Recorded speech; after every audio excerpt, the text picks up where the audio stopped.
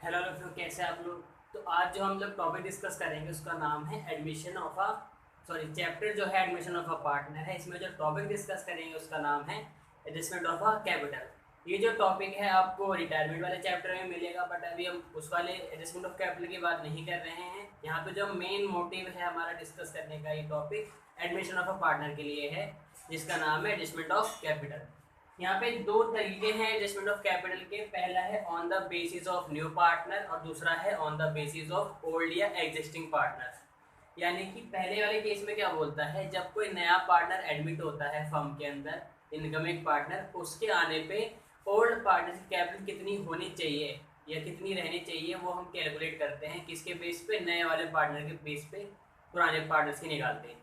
But इस वाले case में क्या होता है, पुराने पार्टनर्स के बेस पर हमें पता लगाते हैं कि नए वाले पार्टनर की कैपिटल कितनी होनी चाहिए और उसको कितनी कैपिटल लेके आनी है। अब मेन जो मैं देखता हूँ बच्चों का कन्फ्यूजन क्या रहता है कि दोनों, जब आपको एग्जाम में जो सॉरी जब भी आप कोई क्वेश्चन करते हैं आपको इसके लिए इन्फॉर्मेशन नीचे गिवन होती है टेस्टमेंट में कि आपको दोनों में से किस बेसिस के हिसाब से कैपिटल कैलकुलेट करनी है आपको। तो आपको वो लाइन समझ नहीं आती है या आप कंफ्यूज रहते हैं कि क्वेश्चन बोल क्या रहा है, वो लाइन बोल क्या रही है ये। तो सबसे आसान तरीका है पता लगाने का, अगर आपको नए पार्टनर की कैपिटल क्वेश्चन में गिवन है तो समझ जाइए कि आपको नए पार्टनर के बेस पे पुराने पार्टनर की कैपिटल निकालनी चाहिए। जाहिर से बात है, कॉमन सेंस आप थोड़ा सा लगाइएगा। अगर आपको नए पार्टनर की कैपिटल पता है, जब भी आप उसके बेस पे पुराने पार्टनर्स की निकाल सकते हैं कैपिटल। लेकिन अगर आपको नए वाले पार्टनर की कैपिटल ही नहीं पता तो आप कैसे पुराने पार्टनर की कैपिटल निकालेंगे। इसीलिए जब ये वाला मेथड आपको लगाना होगा तो नए पार्टनर की कैपिटल आपको गिवन होगी। लेकिन इस वाले केस में क्या होगा, आपको नए पार्टनर की कैपिटल गिवन नहीं होगी, आपको वही फाइंड करना होगा। वही फाइंड कैसे करेंगे, पुराने पार्टनर्स के बेस पे हम नए वाले पार्टनर की कैपिटल निकालेंगे। तो वो होता है सेकंड मेथड। यानी कि अगर नए पार्टनर की कैपिटल गिवन है तो ये वाला मेथड, कैपिटल गिवन नहीं है नए पार्टनर की तो ये वाला मेथड सबसे आसान तरीका है पता लगाने का। इससे आप लोगों को कन्फ्यूजन नहीं होगी। अब बात करते हैं कैलकुलेट करते कैसे हैं, दोनों मेथड में डिफरेंस क्या है, कैलकुलेट कैसे होता है। तो मैंने आप लोगों को बोला था कि इसमें नए वाले पार्टनर की कैपिटल गिवन होगी। सपोज कीजिए ए और बी दो पार्टनर हैं जिनका रेशियो 1:1 है, ठीक है, इक्वल ले लेते हैं। सी आ रहा है नया पार्टनर 1/4 शेयर के लिए और सी कैपिटल पे लेके आया है, सपोज कीजिए 1 लाख रुपए की। 1 लाख रुपए की वो कैपिटल लेके आया है। अब यहाँ पे सबसे पहले हम क्या करेंगे, total capital of new firm निकालेंगे। Total capital of new firm, तो वो कैसे निकलेगा,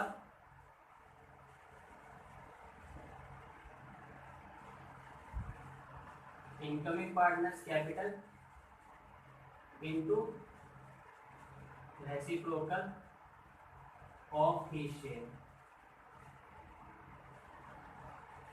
तो नया पार्टनर कैपिटल लेके आया है 1 लाख रुपए, उसका शेयर 1/4 है तो 1/4 का उल्टा यानी कि रिवर्स यानी कि रेसिप्रोकल कितना हो जाएगा, 4 लाख रुपए। अब ये 4 लाख है, ये टोटल कैपिटल है नए फर्म की सी के आने के बाद। तो इस 4 लाख के यानी कि 3 हिस्से होने चाहिए, ए के लिए ए की कैपिटल, बी की कैपिटल और सी की कैपिटल। सी के तो आपको पता ही है 1 लाख है। अब ए और बी की कैसे निकालोगे, यानी कि हम क्या करते हैं, इस 4 लाख रुपए को न्यू रेशियो में डिस्ट्रीब्यूट करते हैं। तो सी को तो 1 लाख ही निकल के आएगा, आप निकाल के चेक भी कर सकते हैं। लेकिन ए और बी का क्या क्या करना है, न्यू रेशियो में बांटना है। तो हम अगर हमारे पास नॉर्मल केस होता है प्रॉफिट शेयरिंग रेशियो का, तो कैसे निकालते हैं। अच्छा, सबसे पहले आपको एक चीज़ पता होनी चाहिए। पहली बात तो आपको प्रॉफिट शेयरिंग रेशियो अच्छे से निकालना आना चाहिए इस केस के लिए। हम कुछ केस में क्या होता है, total share of the firm लेट 1 कर लेते हैं और फिर 1 में से हम लोग क्या करते हैं, जो इनकमिंग पार्टनर होता है उसका शेयर माइनस करते हैं। तो ये निकल के आता है 3/4, जो कि क्या है, रिमेनिंग शेयर है।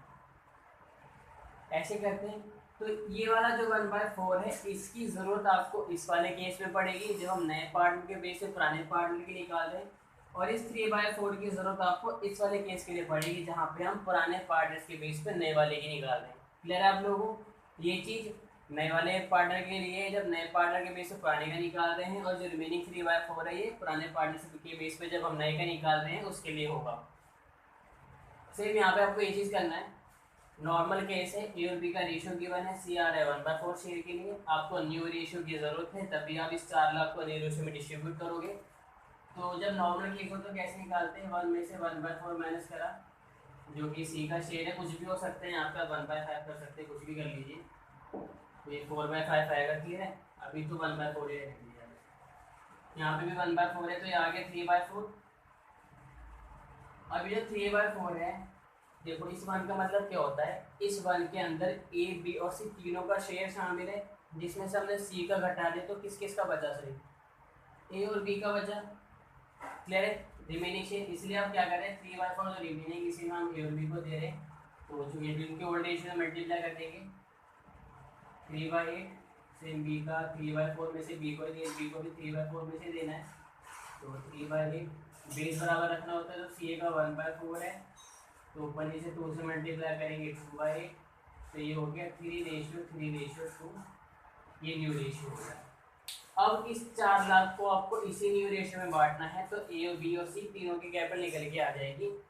इसके बाद यहाँ से जो कैपिटल निकल के आएगी, ये क्या होगा आपका बैलेंस सी डी, यानी कि क्लोजिंग कैपिटल निकल के आएगी। तो आप डेबिट साइड नीचे में आप लिख दीजिएगा 2 बैलेंस सी डी, तीनों की कैपिटल, फिर एक का क्रेडिट साइड का टोटल करिए, डेबिट साइड का टोटल करिए, देखिए डिफरेंस किस साइड आ रहा है। अगर डेबिट साइड निकल के आ रहा है, इसका मतलब है कि ए या बी उतना पैसा लेके जाएंगे, और अगर डिफरेंस क्रेडिट साइड निकल के आ रहा है, ए या बी किसी का भी, यानी कि उतना पैसा वो लेके आएंगे। इसका मतलब क्या होता है, अगर डेबिट साइड बैलेंस आ रहा है, बैलेंसिंग फिगर डेबिट साइड आ रहा है, इसका मतलब क्या होता है कि जो नई वाली कैपिटल है पुरानी कैपिटल से क्या है, ज़्यादा है, इसलिए वो क्या करता है, रिमेनिंग पैसा लेके चला जाता है। और क्रेडिट साइड आने का मतलब क्या है, बैलेंसिंग फिगर जो नई कैपिटल है पुरानी कैपिटल से क्या है, कम है, इसलिए उसको कैपिटल बढ़ानी पड़ती है, तो उतना वो डिफरेंस पैसा और लेके आता है, इसलिए हम उसे क्रेडिट साइड लिखते हैं, और बैलेंसिंग फिगर भी फिर क्रेडिट साइड ही आता है। अब वो बैलेंसिंग फिगर आप बैंक के अकाउंट के नाम से भी लिख सकते हैं, कैश अकाउंट के नाम से भी लिख सकते हैं, करेंट अकाउंट के नाम से भी लिख सकते हैं। वो क्वेश्चन में आपको स्पेसिफाई करेगा कि आपको करेंट अकाउंट पार्टनर्स को ओपन करना है या नहीं, या डायरेक्टली वो कैश या बैंक के थ्रू पैसा लेके आएंगे या लेके जाएंगे, ठीक है। तो ये तो बात हो गई इसकी। अब बात करते हैं इस वाले केस की। ये तो निकालते हैं, ये वाला मेथड देखते, इसमें क्या करते हैं, सेम हम क्वेश्चन ले रहे हैं, सी आया है 1/4 शेयर के लिए, ए और बी का रेशियो 1:1 है, बट इस वाले केस में क्या होगा, सी कैपिटल लेके तो आया होगा, बट कितनी कैपिटल लेके आया है वो नहीं पता। सी कैपिटल लेके आया होगा, क्वेश्चन बोलेगा सी कैपिटल लिखवा है, जितनी रिक्वायरमेंट है कैपिटल लाने की, बट कितनी लेके आया वो नहीं पता, वही आप निकालेंगे, यानी कि ओल्ड पार्टनर के बेस पे नए वाले पार्टनर यानी सी की कैपिटल निकालेंगे आप लोग। तो यहाँ पे हम लोग क्या करते हैं, एक इसको हम पी सी से समझते हैं,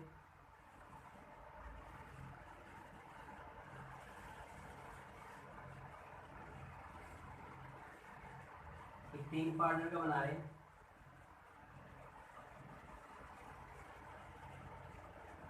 ऐसे बनता है पीसी। सबसे पहले हम क्या करते हैं, ओपनिंग बैलेंस लिखते हैं, ए और बी का, सी का तो होगा नहीं ओपनिंग बैलेंस, सी तो भी आ रहा है।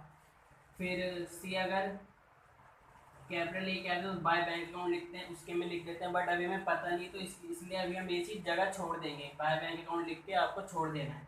इसके बाद अगर से गुडविल लेके आया है, तो प्रीमियम फॉर गुडविल ए और बी को, या किसी ए को मिल रहा हो जिसने सेक्रीफाइस करा है, सेक्रीफाइसिंग पार्टनर को बांटते हैं प्रीमियम फॉर गुडविल। अब बैलेंस शीट में आपको रिजर्व भी हो सकता है, तो आपने रिजर्व बांट दिया। रिवैल्यूएशन का अगर प्रॉफिट आया होगा तो रिवैल्यूएशन यहाँ बढ़ जाएगा। असेट साइड अगर गुडविल गिवन है, डेबिट साइड कोई भी अगर लॉस है, एडवर्टाइजमेंट सपोज, तो वो भी डेबिट साइड। इतनी ही मैक्सिमम चीज़ें आ सकती हैं। अब आप क्या करोगे, सेकंड वाले केस की बात कर रहे हैं, एक आपने क्रेडिट साइड का टोटल करा, डेबिट साइड का टोटल करा, क्रेडिट में से डेबिट को माइनस करोगे तो क्या निकल के आएगा, टू बैलेंस सी डी, यहाँ पे कुछ अमाउंट निकल के आएगी। फिर बी का आपने करा, क्रेडिट में से डेबिट माइनस करा, तो बी का भी कुछ अमाउंट निकल के आएगा। सपोज कीजिए इसका 1.5 लाख निकल के आ रहा है, इसका 1 लाख निकल के आ रहा है। डेबिट क्रेडिट में से डेबिट को माइनस करा दोनों का। तो यहाँ पर निकालोगे कैसे, यहाँ पे भी आप निकालोगे total capital of new firm. यहाँ पे कैसे निकलेगा, ए का है 1.5 लाख, बी का है 1 लाख, इन दोनों को जोड़ दीजिए पहले। तो दोनों की मिला के कैपिटल कितनी हो रही, 2.5 लाख रुपए। अब इस 2.5 लाख को आपको क्या करना है, इन्हीं के शेयर को रिवर्स करके मल्टीप्लाई करना है। जैसे कि यहाँ पे 1 लाख नए पार्टनर की कैपिटल थी और उसी को शेयर को रिवर्स करा था, सॉरी यहाँ पे रिवर्स करना था, 1/4 का रिवर्स 4/1 होगा, तो आपका 4 लाख निकल के आया है। सेम यहाँ पे 2.5 लाख जो है दो पार्ट कैपिटल, तो यहाँ पे शेयर भी दोनों का मिला के ही आपको रिवर्स करना है। जैसे कि यहाँ पे इसी का कैपिटल था, इसी का शेयर रिवर्स करा था हमने, समझ आ रहा है।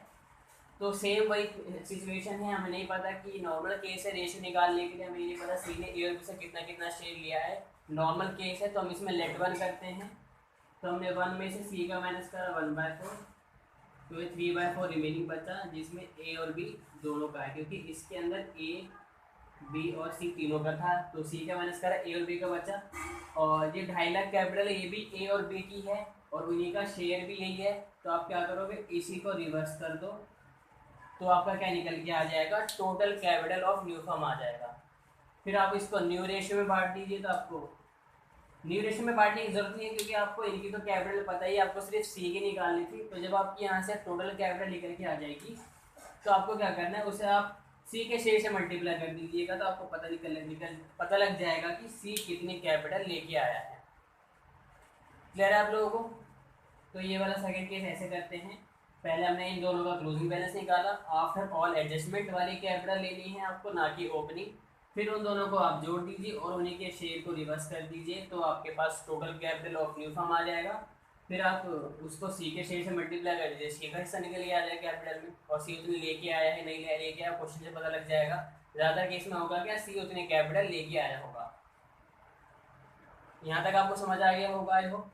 तो ये कुछ क्वेश्चंस होते हैं, ऐसे हम करते हैं, इनका ट्रीटमेंट ऐसे होता है। यहाँ पे हम क्लोजिंग आफ्टर ऑल एडजस्टमेंट वाले कैपिटल लेते हैं, और मैंने आपको बताया कि हम कैसे पता लगाएंगे कौन सा वाला सिचुएशन आपको क्वेश्चन में पूछ रहा है। अगर आपको लाइन समझ नहीं आती, अगर कोई डाउट है, तो अगर कैपिटल गिवन है तो समझ जाइए नए पार्टनर के बेस पे पुराने वाले का निकालना है, और अगर कैपिटल नहीं गिवन नए पार्टनर की, तो पुराने के बेस पे नए वाले का निकालना है। और जनरली आपको क्या होगा कि नॉर्मल रेशियो का गिवन होगा, नहीं गिवन होगा तो आपको निकालना पड़ेगा। अगर कुछ इसके अलावा होगा कि क्वेश्चन में ऑलरेडी आपको न्यू रेशियो गिवन है, तो और आसान हो जाएगा, फिर आप न्यू रेशियो में डिस्ट्रीब्यूट कर देंगे।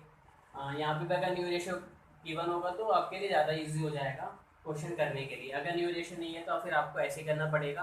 वीडियो पसंद आई होगी तो वीडियो को जरूर लाइक कर देंगे आप। अगर वीडियो पसंद नहीं आते डिसलाइक करके जरूर बताएं। Stay home stay focus.